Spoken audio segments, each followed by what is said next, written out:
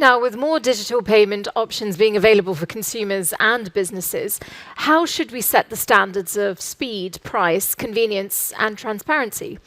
To tackle this topic, we'll be joining a panel that consists of Matt Wood, Visa's Head of Digital and FinTech Partnerships Asia Pacific, Venkatesh Saha, who's Chief Executive Officer of Wise Asia Pacific, Janet Young, Managing Director and Head Group Channels and Digitalization at UOB, and Kahina Van Dyke, Standard Chartered's Global Head of Digital Channels and Data Analytics. Cesar Sengupta, Founder and Chief Executive of Arbo Works, will be moderating this panel. But before it starts, I want to remind you that this will be a live audience Q&A for this next session. So for those who are joining us virtually, you can post your questions on Slido. But let's head over now to Cesar and his fellow panelists. Thank you so much. Good afternoon, everyone. Thanks for joining us. Of course, all of those who are online, but it's actually so wonderful to see people in person. Imagine having a conference in person after 2 years. So thanks to all of you who've joined us in person. This is a continuation of the same theme that the previous panel was talking about, payments.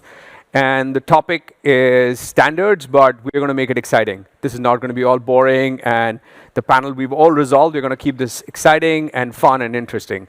So to kick it off at a very high level, I just wanted to maybe start it off in a way to echo the previous panel, asking for the panel for their predictions of where they see payments going in the next 5 years. What do you think is the future of payments? And if you could define sort of what space of payments you're talking about, that'd be wonderful. But also if you can just give a little bit of your background on why you have that opinion and why you think that's going to go forward, that'll be great. Why don't we start with Kahina? Sure. Hello, everybody. It's great to be here with my fellow panelists. So I am at Standard Chartered, leading digital and data, and I think what my perspective has been shaped by 25 years in the industry.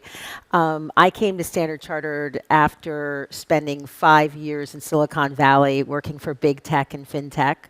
And that was a really great experience to see the art of the possible, right? And seeing how big platform tech like Facebook, my former employer, or blockchain and crypto like Ripple. But I started out at global banking, in global banking at Citibank and MasterCard, and so I've kind of come full circle back home.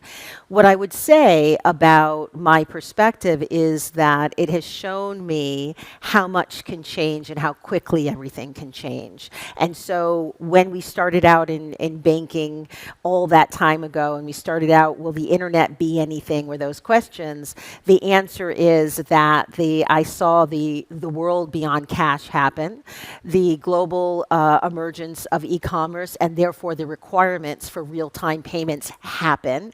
I saw the global standards come in from the networks. I know we have some colleagues from Visa on the panel who will be able to talk about that. Happen. Contactless happen.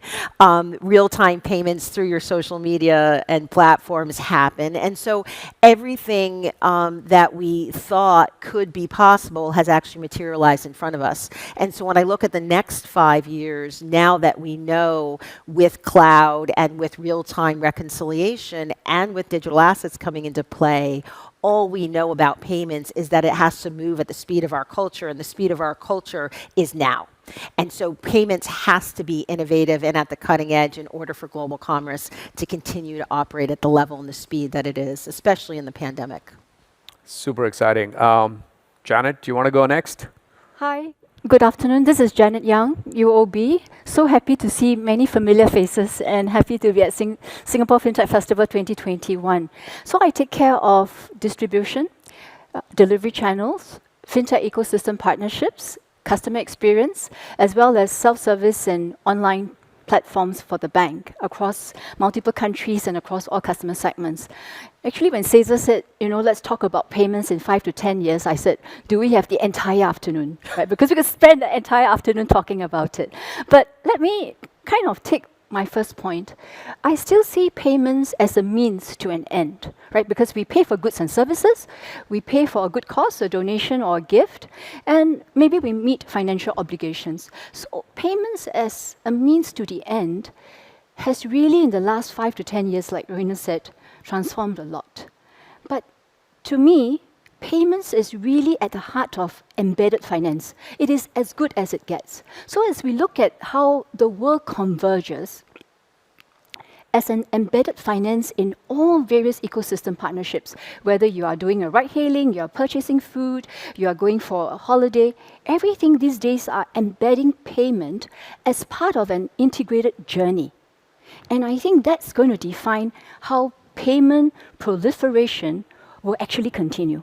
In my mind, in 5 to 10 years' time, there'll be even more payment methods, because the ecosystems that are embedded inside finance will then provide that innovation to make the user journey seamless.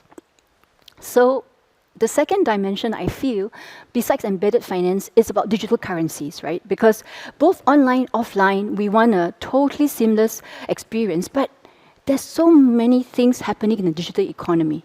So payments powering it will be the future. And we can't talk about digital currencies without talking about central bank digital currencies and other forms of digital currencies. So from us, and particularly from UOB's perspective, being able to envision the purpose and the users that we serve, the consumers, the businesses, the non-profit organizations, the governments, and of course players like ourselves that serves the ultimate users, will really need to harness the power of Web 3.0 to power up the next, I would say, phase of the exciting payments that now gets embedded.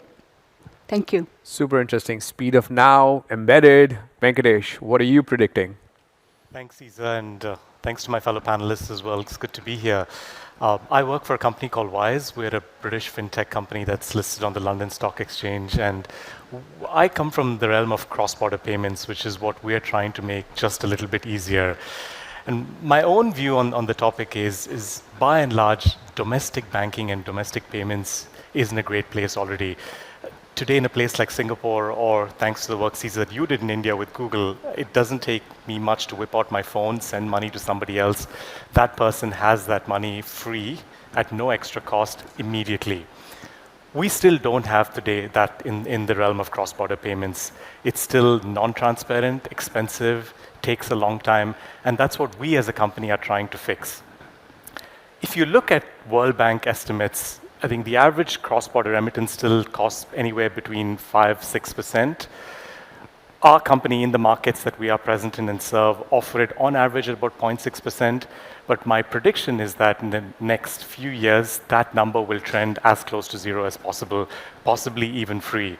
And a big part of that goes to institutions like MAS and NETS, who was in the previous panel, who are trying to bring some of these payment systems together and create that underlying infrastructure to make this all happen. Thanks, Venkatesh. Matt, what about you? You've been basically one of the default standards so far. Yeah, I'm going to take a slightly, I'm going to be your contrarian on today's panel, Caesar, certainly on this topic. Your horizon was 5 years, right?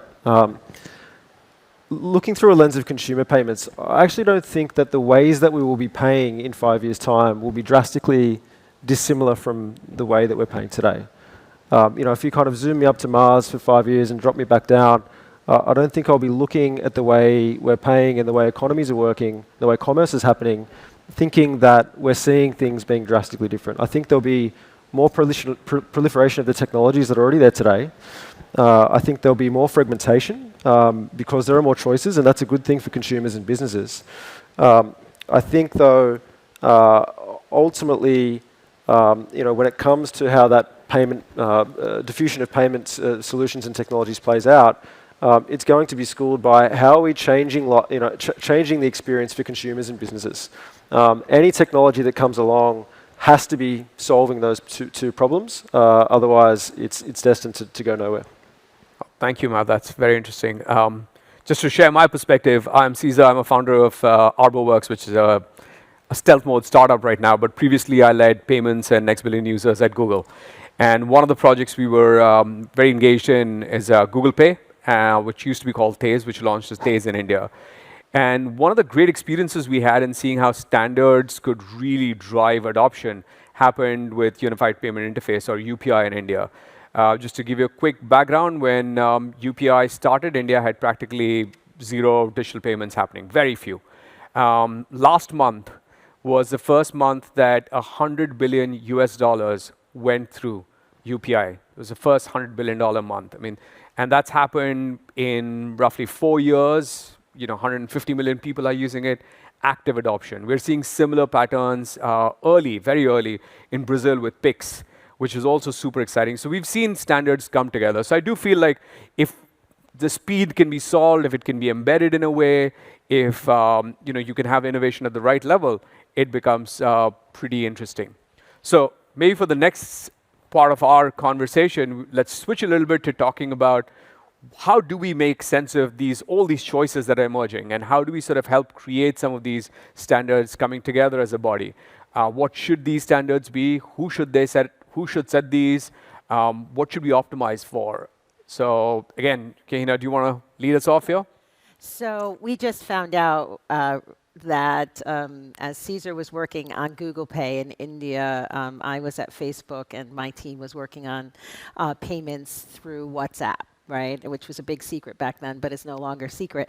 But I think what is interesting, I remember when UPI launched, and I think that shows you the power of 4 years later, hearing that number makes me smile, because what it means is that when we have an ecosystem that was led by regulators, and I think this is an important, I'd like to bring in the regulators into this right now, because they play such a critical role in the playing field, the rules of the playing field, and setting many of the standards, and a really healthy ecosystem and a really healthy framework allows the flexibility for innovation and allows private players like Google or others to come in and find their own way to deliver that payment, because the way you're going to deliver a Google Pay payment is going to be different than potentially through Wise or potentially through a Facebook or many other different or banking players. And so I think it's important that we really do work very closely with the regulators as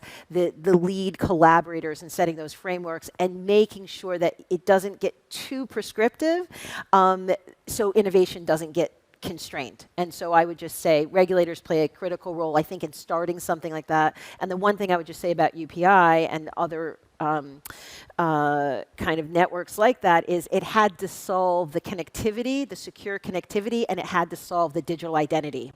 And I think that is also critical to really making it flourish in a lot of these markets where digital identity is not the norm. Jana, do you want to? I would agree with that. And nearer home, just like your point about India, in the case of Singapore, when standards are set, I just use PayNow, right? When it was first launched, 2018, it grew 5 times from 2018 to 2020. And we said corporate PayNow was a little bit more complicated because you need to use UEN. But even then, it grew 44 times. And because of need. It met a need. So I think when a group of standard setters, in this case, banks, in fact, fintech players, right? Because GrabPay, LiquidPay were all in that for PayNow.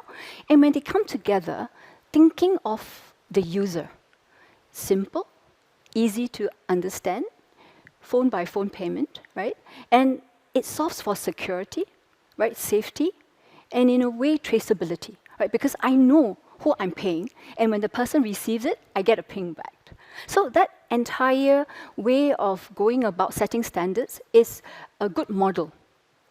That's the domestic ecosystem. And how do we then take that and bring it to the more complex cross-border, right? And that, again, can be assimilated by thinking in the same concept, that a group of parties who cares for the end users, be it small business, be it consumers, be it non-profit organizations, or big, large multinationals, right, who have to process gazillion of payments at one time, they then think of these users and craft the standards to be easy, transparent, low cost, safe.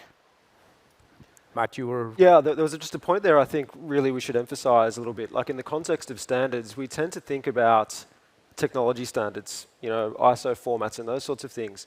Actually, a really important aspect of what makes payments work are rules. So there's standards around roles. Each party in the ecosystem knowing very clearly what their role is, what the consequences are of not performing their role, all of that builds trust, and all of that then builds the importance of the network effects which make these sorts of payment proliferation possible. So I think that's a really important point to note. And of course, you know, I work for Visa guys. I look after our digital partnerships in the Asia Pacific region.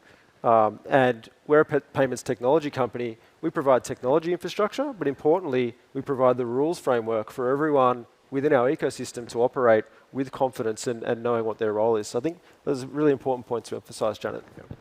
Venkatesh, do you want to add anything from a cross-border perspective? You guys spend a lot of time thinking about that.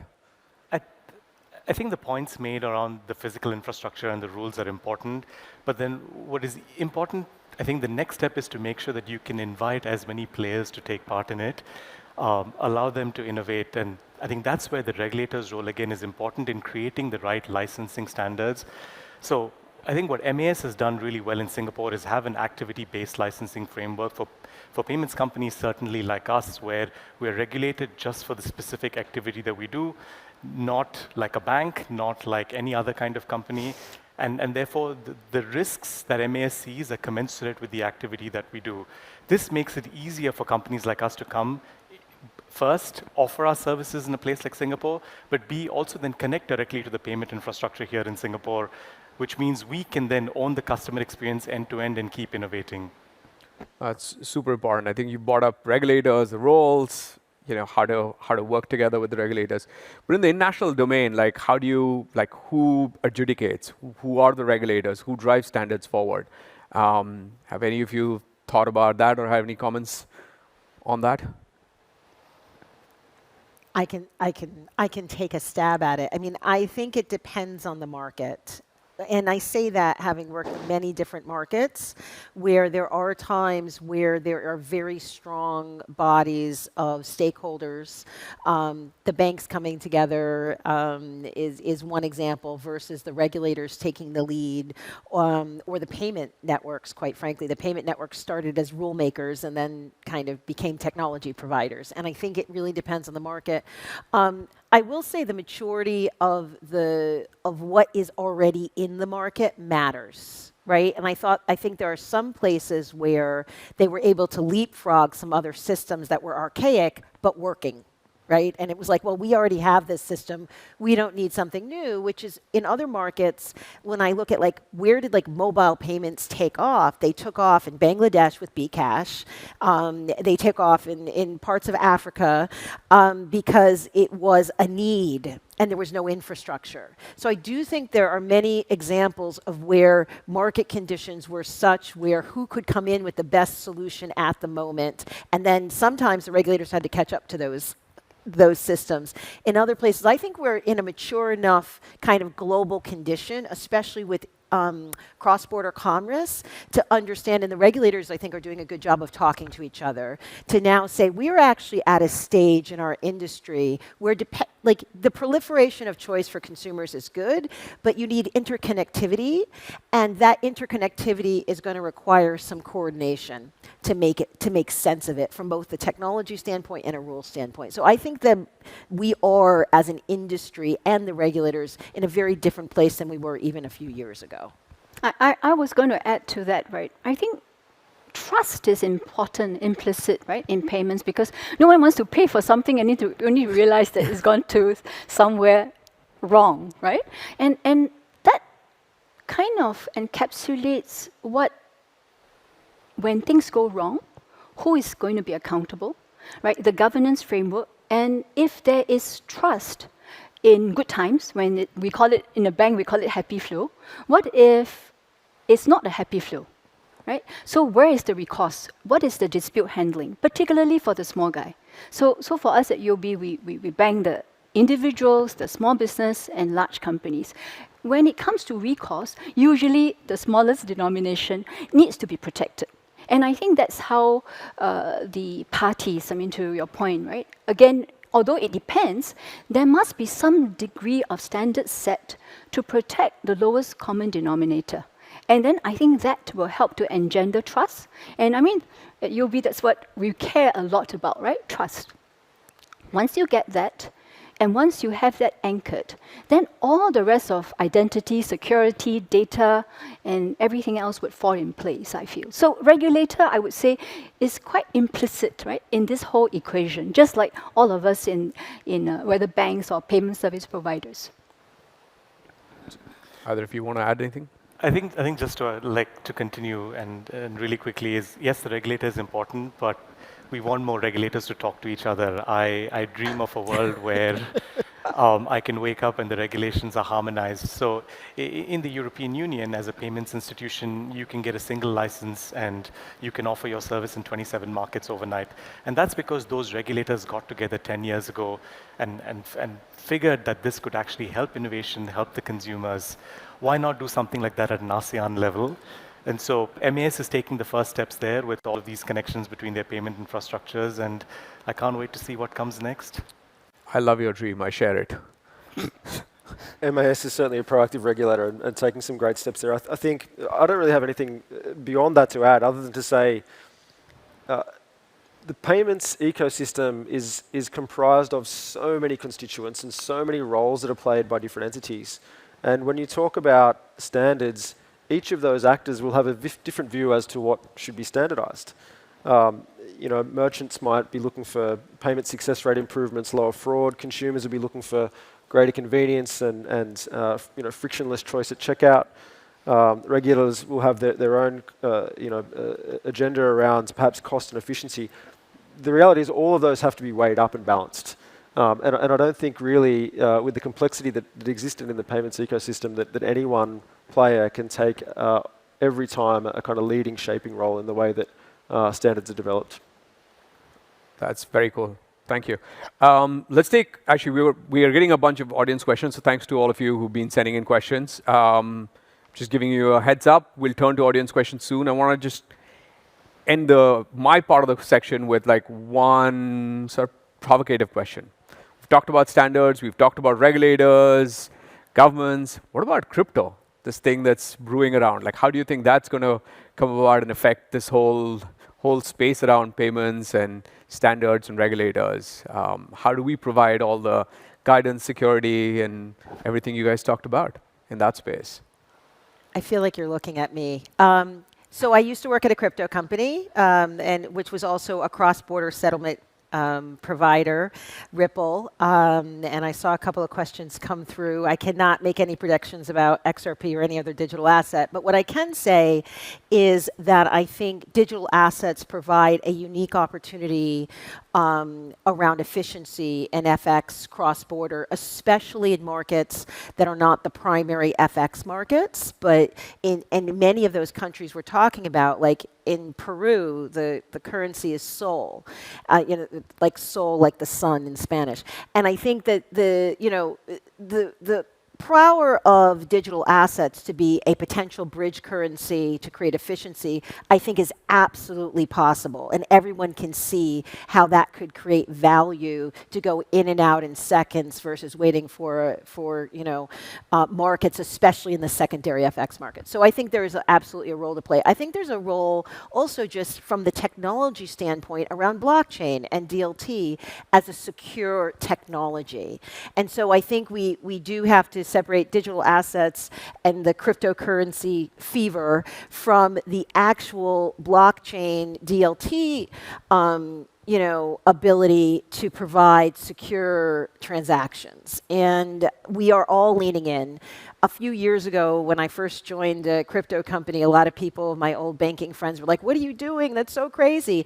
But now, actually, it has become institutionalized, and we knew it was going to become institutionalized because there's a real-world use case for more efficiency for both digital assets and for a technology as secure and powerful as distributed ledger technology and blockchain. So I think there's more to come. So if you ask me what in 5 years from now are we going to see the biggest growth and acceptance, and I would say industrialization and institutionalization is going to be, I believe, in the digital asset and ledger technology space. That was what I said at the beginning, right? So I fully agree. I was going to say that the interoperability is a pain, and I acknowledge that. I mean, for UOB, we operate across all the ASEAN countries, and of course, we know the friction. We do understand that it's not always easy, and we try to remove it. But the way forward potentially could be in the realm of digital assets, maybe getting MCBDC working. You know, if this big, humongous project that is, although ambitious sounding, maybe people could come together just like people all of a sudden come together for sustainability, right? I mean, it's become mainstream because there is a pressing need. So if you look at it, if we can get MCBDC working, it can solve for the problems of financial inclusion, in some of our ASEAN markets. It can also solve for the, the technology innovation that smart contracts can bring about, right? So that notion is actually very attractive. But again, I don't want to oversimplify because it's a humongous amount of changes that needs to be done, and governance and legality and framework needs to be aligned. But as they always say, when there's a will, there's a way. And if the incentive, right, to serve the 650 million population in ASEAN, I think maybe millions of small businesses is there, I think we can get there. Venkatesh, Matt, anything to add? I think for us, it's so one is we do watch all of these technologies reasonably closely, but I think where we are as a company is what is the problem that we are trying to solve. We are trying to make cross-border payments cheaper, faster, more convenient, more transparent. And our fundamental view is, as long as the regulatory standards are so different, there is a place like Singapore which is extremely forward-thinking on things like crypto. There are other markets, including here in Asia Pacific, that have effectively banned them outright. And like for a company like us that's regulated on both sides, it's extremely difficult to be able to do something other than fiat. The good news, though, is that there are still so many more efficiencies that we can bring into the fiat world, where we can continue to make cross-border payments much, much cheaper, faster. Just to give you a quick statistic, today about 40% of our payments around the world are instant, and we define that as 20 seconds or less, which means there is still 60% more that we haven't got. Another interesting statistic is from our own research. We believe that about 150 billion pounds are being lost every year in terms of non-transparent fees or very high exchange rate markups when you send money from one country to another. We as a company are just solving for 1 billion pounds of that and helping consumers save that. So there still remains a huge opportunity just with the existing infrastructure. But if and when the use cases increase, crypto becomes more ubiquitous, which means someone can receive an alternate currency in their wallet, walk across to a store, spend directly in that alternate currency, whatever it may be. Players like us or banks, we will all, I'm sure, be actively participating in it. I'm just having flashbacks, actually, because I remember being at a conference similar to this in maybe 2015, and exactly the same question was asked, right? And I think at that point in time, the panelists probably answered that question with as much certainty as we all are now. I mean, none of us really know where this may go in terms of price or utility. But I can talk about Visa's, I guess, response and involvement in this space. I mean, we're a payment network, but we also talk about ourselves as a network of networks. And really what that means is wherever money is moving, we can and should be part of that experience, whether that's the first leg or the last leg or the leg in the middle. We will play a role in money movement. And that equally applies to fiat currencies as it does to digital currencies. So we have seen in the first half of this year, as the first half of 2021, we've seen about $1 billion spent on crypto-backed Visa cards globally. Now that doesn't sound like a lot, but it's come from zero. And we're now partnering with something around 50 crypto wallets or crypto exchanges around the world to make sure that Visa is part of that end-to-end payment experience, whether it be the on-ramp, allowing consumers or individuals or institutions to get involved themselves in crypto and digital currencies, or to be the off-ramp to cash in and move your digital currency back into fiat, back out into the real world where it can be spent. Yeah, I don't think there's any sort of definitive, certain response you got from any of us here, but certainly it's something at Visa we're very much part of. Oh, it is an evolving time, and it's exciting to see where the world goes. And hopefully, in 5 years from now, at another conference, SFF 2026, I guess, this question will be answered. We're going to take an online question now, but just want to let the people in the room know to be prepared with any questions you have. Just raise your hand. Somebody's going to get a mic to you. First question from Rachel. Do you think merchants in Singapore will start accepting cryptocurrency payments soon? I don't know, Janet, do you Matt, want to take a maybe point on that? Or using your Visa or cards, Matt? I think there's a subtlety to this question which we need to be clear. Now, do I think that non-fiat transactions will be made by consumers at merchants anytime soon? The answer to that is no. Do I think that a payment experience that is ultimately backed by a digital asset or a cryptocurrency could be used to facilitate money movement in that circumstance, be it a purchase or otherwise? I think absolutely yes, and that's exactly what we're seeing. The $1 billion that I mentioned earlier is exactly that type of financial movement. I think further, what we're seeing in the way that crypto is evolving from a payment sentiment space is the development of things like crypto rewards programs. So moving away from your cashback and those sorts of things, but actually into rewarding consumers with micro crypto credits, those sorts of things. So that's my perspective on that one.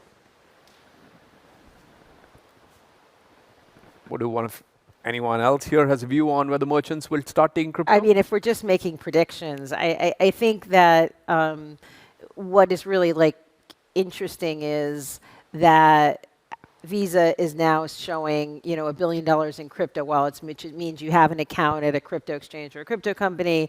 You can now use your Visa to make that into the real world. That tells you if they're using Visa because they need to use Visa because they can't just take their crypto and take it down to, get some chicken and rice. So the reality is that it's not ubiquitous enough, and we have enough payment methods in the world for consumers and merchants to not take on additional risk. So I don't think that's where it's going right now. It could go there.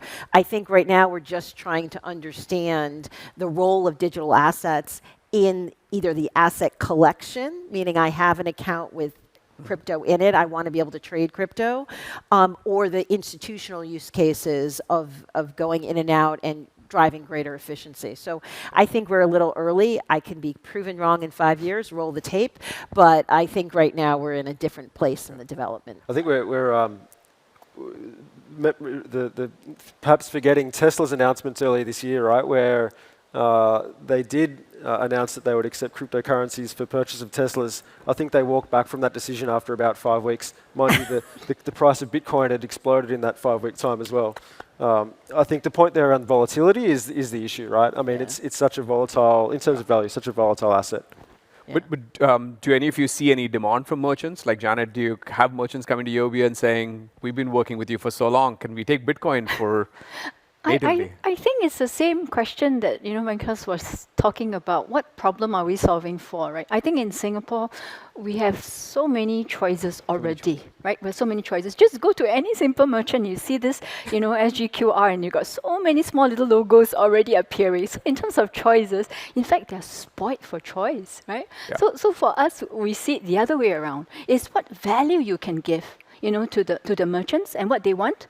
They want more business. I mean, in the earlier panel, Lawrence was saying they want bigger basket size, they want more repeats. So for us, we think UOB Rewards Plus is the answer, not crypto. Well, you could put it on the blockchain and then, Yeah. jokes apart, taking any questions from the audience in the room? If not, let's just take another question online. From Alvin Lim, with the different central banks developing their CBDC frameworks now, what are the top few important standards to be set for CBDC to be successful? Okay, I wish my BIS esteemed counterpart, Andrew, is here, and I think he would probably be best informed, but I was going to kind of take a step at it, right? So UOB, we've been, working on Project Wubin with MES for quite a few years now. And I think one of the projects that we're working on is the ECNY, right? The project. So there are quite a few things that you have to consider. I think one is relating to the identity, right? You have to be able to establish that. Then the other thing is really about, what data you share, right? What data you share is sufficient, that is enough and not over, but yet provides for the finality of the settlement. I think, again, depending on the standards, because the different central banks do have different monetary policies, so being able to align the underlying is also important. I mean, when you are dealing with a controlled currency or semi-controlled currency, so RMB is not fully convertible, all these are considerations that have to be taken into account. So it sounds simple, but, in actual fact, it is not so straightforward. But I think the context will be around perhaps looking at a different certain class of customers. So if you think of consumers first, helping a B2C happen, so a tourist coming to Singapore, and a tourist from Singapore going to China, and then using that as a basis of setting the baseline, and then help from there moving into maybe cross-border supply chain payments. I think that's probably how we can start, establishing the minimum standards of identity, data, and then of course enforceability and safety. Those are the considerations. But I think BIS would be, probably most equipped to talk about it. Yeah, I mean, I think the same issues that we were talking about with all the regulators having different standards, right? That Wise was referring to, and the reality was all of these governing bodies with CBDCs. I have always been really bullish on CBDCs, right? Even when they came out, I remember the first time, I think she was here when Christine Lagarde actually said to the central banker, I mean, I remember that moment and feeling like everything had just shifted because she said that central banks need to look at it. And that was a major move, right? Like, look at it, they're going to look at it. So, and that was probably 3 years ago.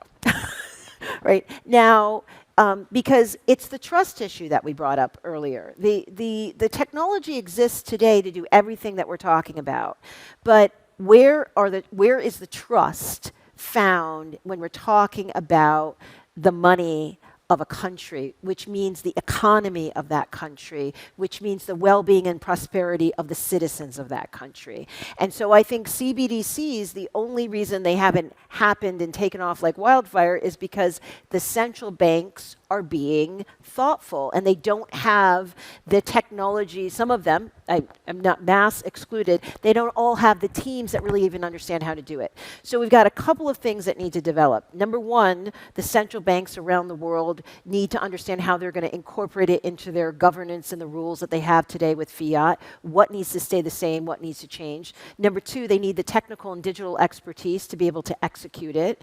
And number three, they need to work with the ecosystem to make sure there are no unintended consequences of doing it. So we're still early, would be my feeling. That being said, I'm still quite bullish that that is going to be much more of where we're going to be going because there's so much efficiency to unlock. Soul sense. Matt, Venkatesh, anything to add?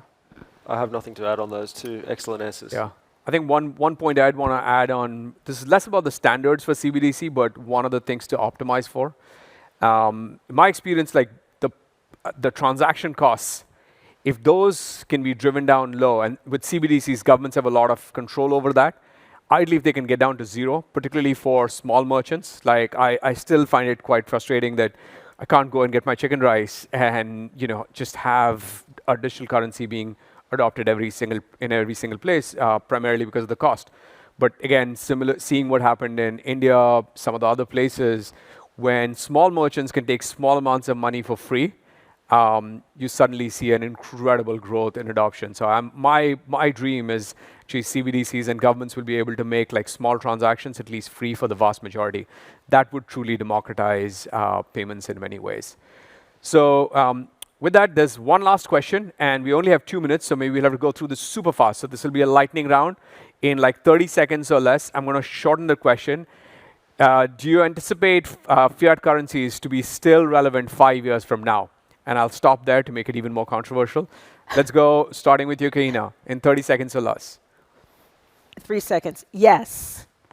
They will still be relevant because there's a lot of fragmentation and there is a lot of infrastructure that is based on fiat. But I think we have to not have a winner-takes-all mentality, as we've seen with everything. Things coexist together for much longer, and that coexistence actually leads to the innovation and creativity that takes us to new places. Answer is yes. I think at UOB we believe that omni-channel is the way to work, so that you have choice on, off, whenever you want, wherever you want. I think that would be, my take as well. I think the answer is yes, and I think for me the first challenge that we still all have to overcome is how do we move most of our economies, certainly here in Asia Pacific, from cash to cashless. There is still so much trust in cash. And an example is my own parents or senior citizens have gotten onto the digital payments bandwagon, but they still feel extremely comfortable carrying cash in their wallets, and that's not going to change for some time. And that's the fourth yes, I think. I mean, it goes my very first response, which was, I think, we're all practitioners and heavily involved in our industry with a great understanding of what's possible. But actually, when you look at how payment technology and innovation and adoption evolves, it actually evolves quite slowly. So I think we're all excited by CBDCs and other forms of digital currencies and the role they can play, but not. Fiat will be as relevant in 5 years' time as it is now. Cash will still play a role. There will still be checks slushing around in the mail, and they're probably bigger problems to solve right now. I'll reframe my dream, which is checks in 5 years should be dead.